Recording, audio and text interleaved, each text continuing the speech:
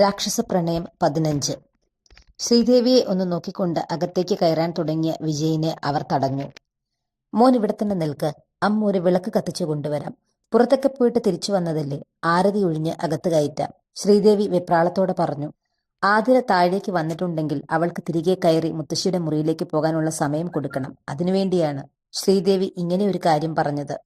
അത് മനസ്സിലായിട്ടും വിജയ് ഒന്നും അറിയാത്ത മട്ടിൽ ശരിയെന്ന് പറഞ്ഞുകൊണ്ട് വാതിൽക്കൽ തന്നെ നിന്നു. അകത്തേക്ക് കയറിയ ശ്രീദേവി താഴെയൊന്നും ആതിരയെ കാണാത്തതുകൊണ്ട് ഓടി മുത്തശ്ശിയുടെ മുറിയിലേക്ക് ചെന്നു. മോളെ, വിജയ് താഴെ വന്നിട്ടുണ്ട്. ഒരു കാരണവശാലും മോൾ മുറിയിൽ നിന്ന് പുറത്തേക്ക് ഇറങ്ങരുത്. മുത്തശ്ശിക്കൊപ്പം കതകടച്ച് ഈ മുറിയിൽ തന്നെ ഇരിക്കണം. അത്രയും പറഞ്ഞുകൊണ്ട് അവർ വേഗം താഴേക്ക് ഓടി വിളക്കും കത്തിച്ച് വാതിൽക്കലേക്ക് ചെന്നു. ആരതി ഒഴിഞ്ഞ് അവനെ അകത്തേക്ക് കയറ്റി. അകത്തേക്ക് കയറിയതും അവന്റെ നോട്ടം ഡൈനിങ് ടേബിളിലേക്ക് തിരിഞ്ഞു. എല്ലാവരും അവിടെയുണ്ട്. മോൻ വേഗം പോയി ഫ്രഷായി വരൂ, നമുക്ക് ഭക്ഷണം കഴിക്കാം, ശ്രീദേവി അവനോട് പറഞ്ഞു. ശരിയെന്ന് തലയാട്ടിക്കൊണ്ട് അവൻ വേഗം മുകളിലേക്ക് കയറി. മുകളിൽ എത്തിയപ്പോൾ അടഞ്ഞുകിടക്കുന്ന മുത്തശ്ശിയുടെ മുറിയുടെ വാതിലിന് നേർക്ക് അവന്റെ നോട്ടം ചെന്നു. മുഖത്ത് ഗൂഢമായ ഒരു ചിരി വിരിഞ്ഞു. അവൻ തന്റെ റൂമിലേക്ക് പോയി 10 മിനിറ്റിനുള്ളിൽ ഫ്രഷായി താഴെ ഹാളിലേക്ക് എത്തി. എല്ലാവർക്കും ഒപ്പമിരുന്ന് ആഹാരം കഴിക്കാൻ തുടങ്ങി. ഇടയ്ക്ക് എല്ലാവരെയും അവനൊന്ന് നോക്കി. എല്ലാ മുഖത്തും ടെൻഷനുണ്ട്. ഏറ്റവും കൂടുതൽ ധ്യാനിന്റെ മുഖത്താണ്. എന്താണ് ആരുമൊന്നും സംസാരിക്കാത്തത്? എല്ലാവരും വല്ലാതെ ടെൻഷൻ അടിച്ചിരിക്കുന്നത് പോലെ തോന്നുന്നല്ലോ. Is there any problem Dhyan? അവൻ ചോദിച്ചു. No, nothing. It is a surprise. ഏട്ടൻ വരുമെന്ന് അറിഞ്ഞില്ലല്ലോ, അതുകൊണ്ടൊരു സർപ്രൈസ്, അത്രയേ ഉള്ളൂ. ധ്യാൻ ടെൻഷൻ ഫ്രീ മുഖഭാവം വരുത്തിക്കൊണ്ട് പറയാൻ ശ്രമിച്ചു. അത് കണ്ട് വിജയ്ക്ക് ചിരി വന്നു. അവൻ എല്ലാവരെയും നോക്കി ഒന്ന് ചിരിച്ചു. ബ്രേക്ക്ഫാസ്റ്റ് കഴിച്ച് എഴുന്നേൽക്കുമ്പോൾ അവൻ അമ്മയോട് ചോദിച്ചു, മുത്തശ്ശിയെ കണ്ടില്ലല്ലോ, മുത്തശ്ശി എവിടെ? അവന്റെ ചോദ്യം കേട്ട് ശ്രീദേവി ഒന്ന് ഞെട്ടി. അത് ഇന്ന് മുത്തശ്ശി എഴുന്നേക്കാൻ താമസിച്ചു, അതുകൊണ്ട് താഴേക്ക് വരാഞ്ഞതാ, അവർ പെട്ടെന്ന് പറഞ്ഞു. ഓഹോ, അങ്ങനെയാണോ? എങ്കിൽ പിന്നെ ഞാൻ പോയി മുത്തശ്ശിയെ കൂട്ടിക്കൊണ്ടുവരാം. പറഞ്ഞുകൊണ്ട് അവൻ മുത്തശ്ശിയുടെ മുറിയിലേക്ക് നടക്കാൻ തുടങ്ങി. അത് കണ്ട് എല്ലാവരും ഞെട്ടി. പെട്ടെന്ന് തന്നെ ശ്രീദേവി അവനൊപ്പം ഓടിയെത്തി. മോൻ പോയി വിളിക്കണ്ട, അമ്മ വിളിച്ചോളാം. യാത്രയ്ക്ക് കഴിഞ്ഞ് വന്നതല്ലേ, മോൻ പോയി റെസ്റ്റ് എടുത്തോളൂ. ശ്രീദേവി പറയുന്നത് കേട്ട് അവൻ അവരെ നോക്കി ഒന്ന് ചിരിച്ചു. പക്ഷേ അവൻ നേരെ മുത്തശ്ശിയുടെ മുറിയിലേക്ക് തന്നെ നടന്നു. അവർക്ക് പുറകിലായി ശ്രീദേവിയും. കതകിന്റെ ഹാൻഡിൽ പിടിച്ച് തിരിച്ചുകൊണ്ട് തുറക്കാൻ നോക്കി, പക്ഷേ തുറന്നില്ല. ഇത് അകത്തുനിന്ന് പുറ്റിയിട്ടിരിക്കുകയാണല്ലോ. സാധാരണ മുത്തശ്ശി കതക് പൂട്ടാറില്ലല്ലോ, പിന്നെ എന്തു പറ്റി? ഉള്ളിലെ കള്ളത്തരം മറച്ചു വെച്ചുകൊണ്ട് അവൻ ശ്രീദേവിയോട് ചോദിച്ചു. അത് ചിലപ്പോ മുത്തശ്ശിക്ക് കതക് കുറ്റിയിടണം തോന്നിക്കാണും. കുഴപ്പമില്ല, ഞാൻ മുത്തശ്ശിയെ വിളിച്ചു നിർത്തിക്കോളാം, മോൻ പോയി റെസ്റ്റ് എടുത്തോളൂ. പക്ഷേ അവൻ അവിടെ നിന്ന് പോകാതെ മുത്തശ്ശിയെ വിളിച്ചുകൊണ്ടേയിരുന്നു. അവന്റെ ശബ്ദം കേട്ട് ആലില പോലെ വിറച്ചു നിൽക്കുകയാണ് ആതിര. എന്ത് ചെയ്യണമെന്ന് അവൾക്കറിയില്ല, എവിടെ ഒളിക്കണമെന്ന് അവൾക്കറിയില്ല. പെട്ടെന്ന് തന്നെ മുത്തശ്ശി അവളുടെ കൈ പിടിച്ചു വലിച്ചുകൊണ്ട് ബാത്റൂമിന് നേർക്ക് നടന്നു. കതക് തുറന്ന് അവളെ അകത്താക്കി അവളോട് അകത്തുനിന്ന് കുറ്റിയിടാൻ പറഞ്ഞു. കുറച്ച് നിമിഷങ്ങൾ കഴിഞ്ഞപ്പോൾ ആ വാതിൽ പതിയെ തുറന്നു. അവൻ മുത്തശ്ശിയെ നോക്കി. മുത്തശ്ശിയുടെ മുഖത്തും വെപ്രാളം ഉണ്ട്, എങ്കിലും അത് മറച്ചുകൊണ്ട് അവർ അവനെ നോക്കി പുഞ്ചിരിച്ചു. ഞാൻ താഴേക്ക് ഇറങ്ങാൻ തുടങ്ങുകയായിരുന്നു. എന്തായാലും നീ ഇങ്ങോട്ട് വന്നല്ലോ. വാ മോനെ, നമുക്ക് ഒരുമിച്ച് താഴേക്ക് പോകാം. പറഞ്ഞുകൊണ്ട് അവർ പെട്ടെന്ന് തന്നെ മുറിയുടെ പുറത്തേക്ക് ഇറങ്ങാൻ തുടങ്ങി. ആ സമയത്താണ് അവന്റെ കണ്ണുകൾ ആ മുറിയിലെ മേശപ്പുറത്തായിരിക്കുന്ന ചിലങ്കയിൽ പതിഞ്ഞത്. പതിയെ അവൻ ആ മുറിയിലേക്ക് കയറി ആ ചിലങ്കകൾ കയ്യിലെടുത്തു. ഇത് ആരുടെയാണ്? അമ്മയുടേതാണോ? അവന്റെ ചോദ്യം കേട്ട് ശ്രീദേവി വെട്ടിലായി. അതേ മോനെ, അമ്മയുടേതാണ്. ഹാളിൽ വെച്ചല്ലേ പ്രാക്ടീസ് ചെയ്യുന്നത്. ഊരിയെടുത്ത് അമ്മയുടെ മുറിയിലേക്ക് വെച്ചുപോയതാണ്. ചിലങ്ക തിരികെ വെക്കുമ്പോൾ അവിടെ ഒരു ചെറിയ ടിൻ കുങ്കുമം ഇരിക്കുന്നത് അവൻ കണ്ടു. ചിലങ്ക അങ്ങോട്ട് വെക്കുന്നതിനിടയിൽ അറിഞ്ഞുകൊണ്ട് തന്നെ ആ കുങ്കുമപ്പെട്ടി അവൻ തട്ടിയിട്ടു. അവന്റെ കൈ ആകെ കുങ്കുമം ആയി. ഷോ, കയ്യിലാകെ കുങ്കുമമായി. തട്ടിക്കളഞ്ഞിട്ടും പോകുന്നില്ലല്ലോ. പറഞ്ഞുകൊണ്ട് കൈ കഴുകാൻ എന്ന രീതിയിൽ അവൻ ബാത്റൂമിന് നേർക്ക് നടന്നു. ശ്രീദേവിയും മുത്തശ്ശിയും ആകെ പേടിച്ചു. ആ രണ്ടുപേരുടെയും പേടി അവൻ ആസ്വദിച്ചു. എന്നെ പറ്റിച്ചതല്ലേ രണ്ടുപേരും, കുറച്ചൊന്ന് പേടിക്ക്, അവൻ മനസ്സിൽ പറഞ്ഞു. ബാത്റൂം ഡോറിന്റെ ഹാൻഡിൽ അവൻ തിരിച്ചു. ഇത് അകത്തുനിന്ന് ലോക്കാണല്ലോ, ഇതിനുള്ളിൽ ആരെങ്കിലും ഉണ്ടോ? അവൻ ശ്രീദേവിയോട് ചോദിച്ചു. അത് മോനെ, മുത്തശ്ശിയുടെ കാര്യങ്ങളൊക്കെ നോക്കാനായി ഒരു ഹോം നേഴ്സിനെ നമ്മൾ ഏർപ്പാടാക്കിയിരുന്നു. ആ കുട്ടി ചില ദിവസങ്ങളിൽ ഇവിടെ തങ്ങാറുണ്ട്. ഇന്നലെ ഇവിടെ ഉണ്ടായിരുന്നു. ആ കുട്ടിയാണ്. ശ്രീദേവി എങ്ങനെയൊക്കെയോ പറഞ്ഞൊപ്പിച്ചു. ഓക്കെ, ശരി, എങ്കിൽ പിന്നെ ഞാൻ എൻ്റെ റൂമിൽ പോയി കഴുകിക്കോളാം. രണ്ടുപേരെയും ഒന്ന് നോക്കി ചിരിച്ചുകൊണ്ട് അവൻ മുറിയുടെ പുറത്തേക്ക് ഇറങ്ങി. അവൻ തൻ്റെ മുറിയിൽ കയറി കതകടച്ചു.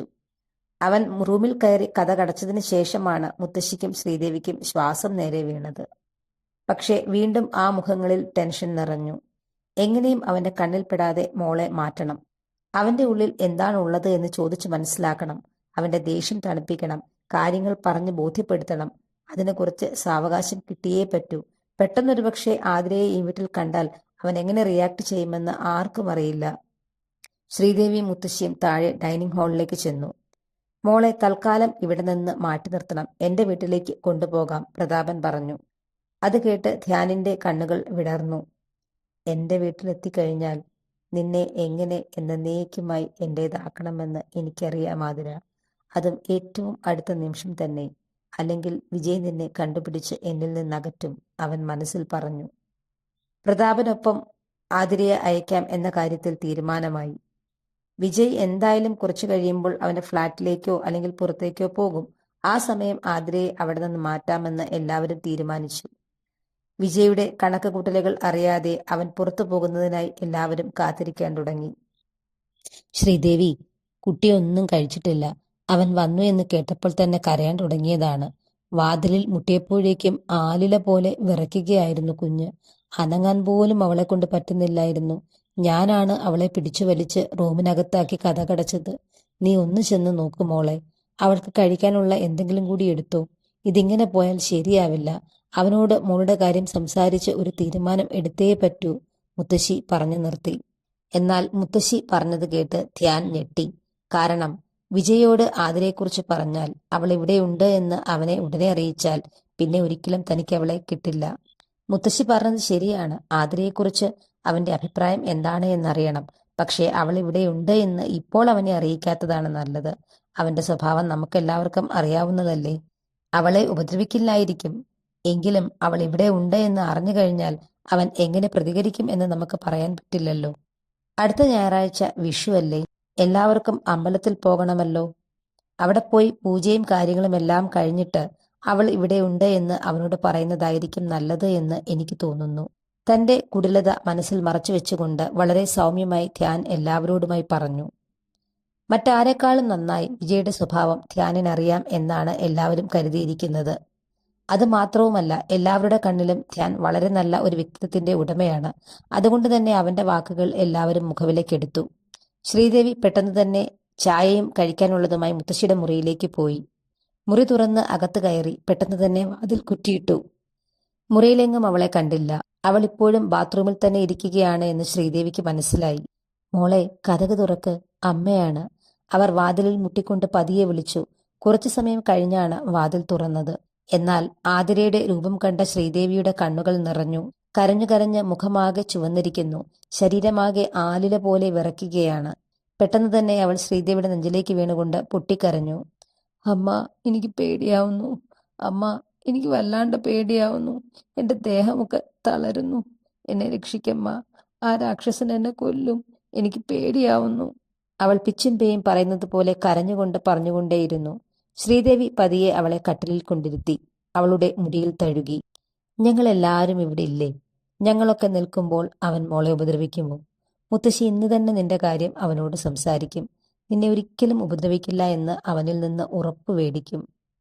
പിന്നെ ഇപ്പോൾ മോളോട് പുറത്തു വരാതെ മുറിയിൽ തന്നെ ഇരിക്കാൻ പറഞ്ഞതിന്റെ കാരണം അവനെ കാര്യങ്ങളെല്ലാം ഒന്ന് ബോധ്യപ്പെടുത്തിയതിനു ശേഷം നിങ്ങൾ പരസ്പരം കണ്ടാൽ മതി എന്നുള്ളത് കൊണ്ടാണ്. ശ്രീദേവി വളരെ മയത്തിൽ സ്നേഹത്തോടെ അവളെ പറഞ്ഞ് ആശ്വസിപ്പിച്ചു. അവന്റെ ഫ്ളാറ്റിൽ എന്തോ പണി നടക്കുന്നു എന്നാണ് അവൻ പറഞ്ഞത്. അതുകൊണ്ട് ചിലപ്പോൾ കുറച്ചു ദിവസം അവൻ ഇവിടെ തന്നെ കാണും. അതുകൊണ്ട് മാത്രം മോളെ കുറച്ചു ദിവസത്തേക്ക് ഗൗരിയുടെ വീട്ടിലേക്ക് കൊണ്ടുപോകാമെന്ന് പറഞ്ഞിട്ടുണ്ട്. അതാകുമ്പോൾ മോൾക്ക് ഇങ്ങനെ പേടിച്ച് മുറിയിൽ അടച്ചിരിക്കേണ്ടി വരില്ല. വരുന്ന ഞായറാഴ്ച വിഷുവാണ്. ഇവിടെ അടുത്തൊരു വലിയ ക്ഷേത്രമുണ്ട്. എല്ലാ വർഷവും അവിടെ പോയി തൊഴാറുണ്ട്. ഈ കുടുംബത്തിലെ എല്ലാവരും വരും. അന്ന് എല്ലാ കാര്യങ്ങളും നമുക്ക് പറഞ്ഞ് ശരിയാക്കാം കേട്ടോ. മോള് പേടിക്കണ്ട. ഒരുവിധം ശ്രീദേവി ആതിരയെ ആശ്വസിപ്പിച്ചു. അവളെ കൊണ്ട് നിർബന്ധിച്ച് ചായയും കുറച്ച് ദോശയും കഴിപ്പിച്ചു. എല്ലാവരും വിജയ് പുറത്തേക്ക് പോകുന്നതും കാത്ത് ഇരിപ്പാണ്. ഉച്ചയ്ക്ക് 1 മണിയായിട്ടും അവൻ പുറത്തേക്ക് പോയില്ല. അതുകൊണ്ട് തന്നെ ഇനി ഊണ് കഴിഞ്ഞേ അവൻ പോകുമെന്ന് എല്ലാവർക്കും തോന്നി. 1 മണിയായപ്പോഴേക്കും ഉണ്ണാനായി അവൻ താഴേക്ക് വന്നു. മുത്തശ്ശി താഴെ തന്നെ ഉണ്ട്. മുത്തശ്ശി മുറിയിലാണെങ്കിൽ ഒരുപക്ഷെ താൻ അങ്ങോട്ട് ചെല്ലും. അപ്പോൾ അവളെ എങ്ങാനും കണ്ടാലോ എന്ന് പേടിച്ചാണ് മുറിയിൽ പോകാതെ മുത്തശ്ശി താഴെ തന്നെ ഇരിക്കുന്നത് എന്ന് അവന് മനസ്സിലായി. എല്ലാവരും ഒരുമിച്ചിരുന്ന് ആഹാരം കഴിച്ചു. ധ്യാനിന്റെ നോട്ടം ഇടയ്ക്കിടയ്ക്ക് വിജയിനെ തേടി എത്തുന്നുണ്ടായിരുന്നു. ആതിരയെക്കുറിച്ച് അവനോട് ചോദിക്കണം എന്നുണ്ടായിരുന്നു ധ്യാനിന്. ഇനി അവനെങ്ങാനും അവൾ ഇവിടെയുള്ളത് അറിഞ്ഞോ? അതുകൊണ്ടാണോ പെട്ടെന്ന് തന്നെ സിംഗപ്പൂരിൽ നിന്നും മടങ്ങിയത്? ഇതൊക്കെയാണ് ധ്യാനിന്റെ ചിന്ത. എന്തായാലും ആഹാരമെല്ലാം കഴിച്ച് ഉടനെ തന്നെ പുറത്തേക്ക് പോകാനായി വിജയ് ഒരുങ്ങിയിറങ്ങി വന്നു. അവൻ കാർ പോർച്ചിലേക്ക് ഇറങ്ങിയപ്പോൾ ധ്യാനും കൂടെ ചെന്നു. നാട്ടിലുള്ള ചിറ്റേത്തറവാട്ടിലൊരു കുട്ടിയെ നീ അന്വേഷിച്ച് നടക്കുന്നുണ്ടായിരുന്നല്ലോ, എന്തായി? അവളെ കിട്ടിയോ? വളരെ സ്വാഭാവികമായ രീതിയിൽ ധ്യാൻ വിജയോട് ചോദിച്ചു. ധ്യാനിന്റെ ഉദ്ദേശം മനസ്സിലാക്കിയ വിജയ് അതേ രീതിയിൽ തന്നെ അവന് മറുപടിയും നൽകി. സിംഗപ്പൂരിൽ ബിസിനസ് ചെയ്യാൻ പോയ എനിക്ക് ആ കുഞ്ഞിപ്പെണ്ണിനെ അന്വേഷിക്കാൻ എവിടുന്നാണ് നേരം? പിന്നെ ആ നാട്ടിൽ തന്നെ കുറച്ചു പേരെ ഏർപ്പാടാക്കിയിരുന്നു. പക്ഷേ അവൾ അവിടെ ഇല്ല എന്ന് തന്നെയാണ് എല്ലാവരും പറയുന്നത്. ഈ തിരക്കൊക്കെ ഒന്ന് കഴിയട്ടെ, അങ്ങോട്ടേക്ക് ഒന്നിറങ്ങണം, അവളെ കണ്ടെത്തണം. ഇത്രയും പറഞ്ഞ് ധ്യാനിനെ നോക്കി ഒന്ന് പുഞ്ചിരിച്ചുകൊണ്ട് വിജയ് തന്റെ കാറുമെടുത്ത് പുറത്തേക്ക് പോയി. ധ്യാൻ അകത്തേക്ക് ചെന്നു. അവൻ അമ്മയെ നോക്കി. അമ്മ, പെട്ടെന്ന് തന്നെ നമുക്കിറങ്ങണം. അമ്മ ആതിരയെ വിളിക്ക്, അവളോട് ആഹാരം കഴിക്കാൻ പറ, എന്നിട്ട് ഉടനെ ഇറങ്ങാം. അമ്മമാർ എല്ലാവരും അപ്പോൾ തന്നെ ആതിരയുടെ മുറിയിലേക്ക് ചെന്നു അവളെ ആശ്വസിപ്പിച്ചു. ഒരു ബാഗിൽ അവളുടെ 1-2 ഡ്രസ്സുകളും എടുത്തുകൊണ്ട് താഴേക്ക് ഇറങ്ങി. താഴെ എത്തിയ മഹേന്ദ്രനെയും മുത്തശ്ശിയെയും കണ്ടപ്പോഴേക്കും ആതിര വീണ്ടും കരയാൻ തുടങ്ങി. മഹേന്ദ്രൻ അവളെ ആശ്വസിപ്പിച്ചു. ആ കുഞ്ഞിപ്പെണ്ണ് കരഞ്ഞുകൊണ്ട് അയാളുടെ നെഞ്ചിലേക്ക് വീണു. അവൾക്ക് അവിടെ നിന്ന് പോകാനും പേടിയാണ്. ധ്യാനിനെ ഭയമാണ്. പക്ഷെ അതവൾ ആരോടും പറഞ്ഞിട്ടില്ല. എല്ലാം കൊണ്ടും വല്ലാതെ ഭയപ്പെട്ടു ആ കുഞ്ഞിപ്പെണ്ണ്. അയ്യേ, മോളിങ്ങനെ കരയാതെ, ഞങ്ങൾ എല്ലാവരും ഇവിടെയില്ലേ? അവൻ മോളെ ഒന്നും ചെയ്യില്ല. ഇന്ന് തന്നെ അവനെ ഞങ്ങൾ കാര്യങ്ങളെല്ലാം പറഞ്ഞ് മനസ്സിലാക്കാം. 1-2 ദിവസം മോള് ഗൗരിയുടെ കൂടെ നിന്നാൽ മതി. അത് കഴിയുമ്പോഴേക്കും ഞങ്ങൾ നിന്നെ ഇങ്ങോട്ടേക്ക് തന്നെ കൂട്ടിക്കൊണ്ടുവരാം. എന്നിട്ട് മോളെ മുത്തശ്ശിയുടെ അടുത്ത് തന്നെ കൊണ്ടാക്കുകയും ചെയ്യാം, കേട്ടോ? അയാൾ വളരെ സ്നേഹത്തോടെ അവളെ ആശ്വസിപ്പിച്ചു. അതിനുശേഷം തന്റെ ലക്ഷ്മി മുത്തശ്ശിയെ കെട്ടിപ്പിടിച്ച് കവളിൽ ഉമ്മ കൊടുത്തപ്പോൾ അവളുടെയും ആ മുത്തശ്ശിയുടെയും കണ്ണുകൾ നിറഞ്ഞു. എല്ലാവരെയും ഒരിക്കൽ കൂടി നോക്കി ഗൗരിക്ക് ഒപ്പം നടന്നു. കാറിന്റെ പുറകിൽ കയറി. പ്രതാപനും ധ്യാനും മുന്നിലും. ധ്യാനിന്റെ മനസ്സാകെ സന്തോഷത്തിലാണ്. അവൻ ആതിരയെ സ്വന്തമാക്കാനുള്ള പദ്ധതികൾ പ്ലാൻ ചെയ്യാൻ തുടങ്ങിക്കഴിഞ്ഞിരുന്നു. തുടരും.